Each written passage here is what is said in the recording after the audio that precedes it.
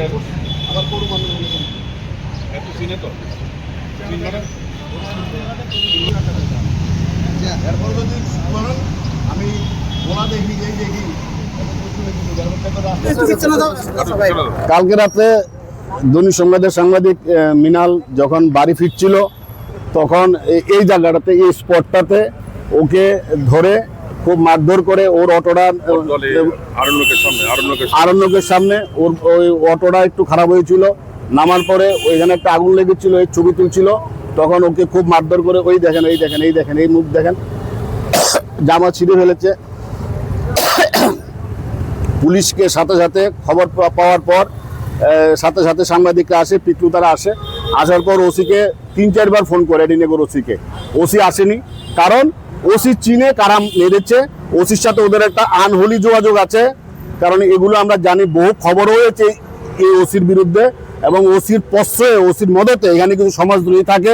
রাত্রেবেলা কিছু মদ খেয়ে সমাজদ্রোহী থাকে, 50-55 বছর বয়স, বুড়া কতটি দাম, এগুলো এসে ওকে মেরেছে।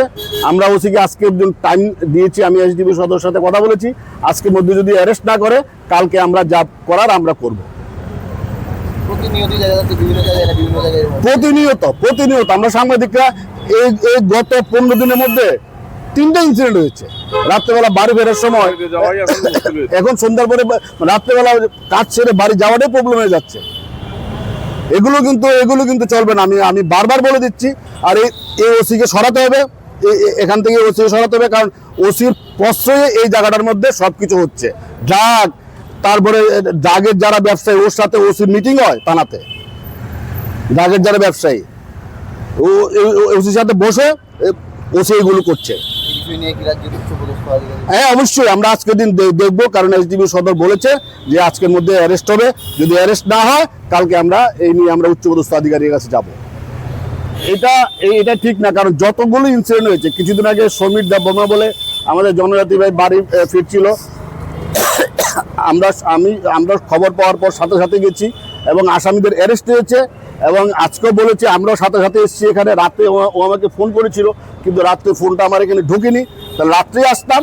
তো এখন আমরা যখন এসেছি, আসামি অ্যারেস্ট না করলে আমরা আন্দোলন করবই। কারণ আসামি সবাইকে, অ্যাটাকের পরে আসামি অ্যারেস্ট করতেই হবে।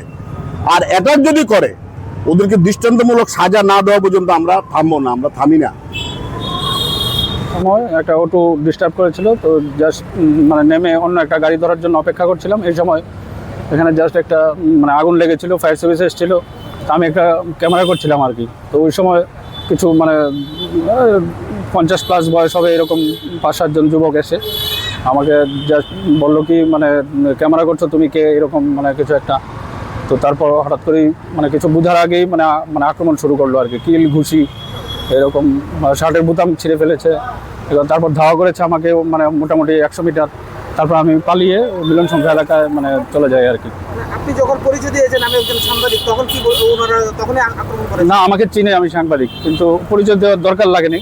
চেনার পরেও একজন চলে গেছিল, কিন্তু তারপরেও আবার ফিরে এসে বলছে কেউ বাড়াবাড়ি করছে, তাকে ধরো, এরকম আর। তারা কি সবাই কি মতো অবস্থায় ছিল?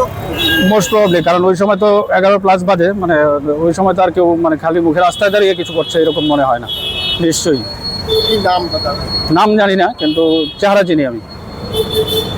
কতজন ছিল? কাছাকাছি 7-8 জন হবে।